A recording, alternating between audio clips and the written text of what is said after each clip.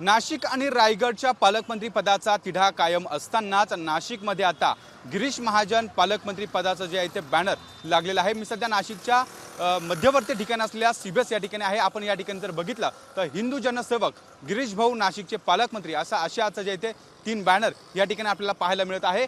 नाशिकमध्ये गिरीश महाजन यांच्या नावाची पालकमंत्री पदासाठी घोषणा करण्यात आली होती, मात्र महायुतीतील अंतर्गत वादामुळे नाशिक आणि रायगडच्या पालकमंत्री पदाच्या नावांची जी ती स्थगिती मुख्यमंत्र्यांकडून जी ती करण्यात आलेली होती। खरं तर नाशिकचं पालकमंत्री पद हे कोणाला मिळणार या संदर्भातली अनेक चर्चा सुरू होत्या। आगामी स्थानिक स्वराज्य संस्थांच्या निवडणुका असेल, त्यासोबत सिंहस्थ कुंभमेळा असेल, त्यामुळे नाशिकचं पालकमंत्री पद हे भाजपला मिळावं यासाठी अनेकदा वारंवार जे आहे ते भाजपनं या नाशिकच्या पालकमंत्री पदासाठी दावा केला होता। त्यासोबत राष्ट्रवादीचे सर्वाधिक अर्थात 7 जे आहे ते आमदार आहेत, त्यामुळे हे पालकमंत्री पद राष्ट्रवादीला मिळावा असं देखील अजित पवारांच्या राष्ट्रवादीकडून दावा करण्यात आला होता। त्यानंतर शिंदेंच्या शिवसेनेकडनं देखील नाशिकचं पालकमंत्री पद मिळावं यासाठी दावा करण्यात आलेला होता। आपण जर बघितलं तर नाशिकचं पालकमंत्री पद नेमकं कोणाला मिळणार या संदर्भात चर्चा सुरू असताना नाशिकचं पालकमंत्री पदाचा जो तिढा सुटल्याची चर्चा सुरू आहे। नाशिकचं पालकमंत्री पद हे भाजपलाच मिळणार अशी चर्चा सुरू असताना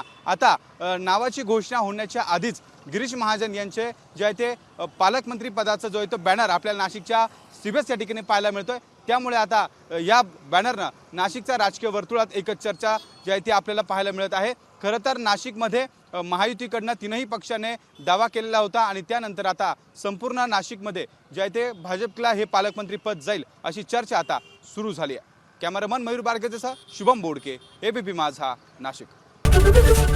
एबीपी माझा, उघडा डोळे बघा नीट।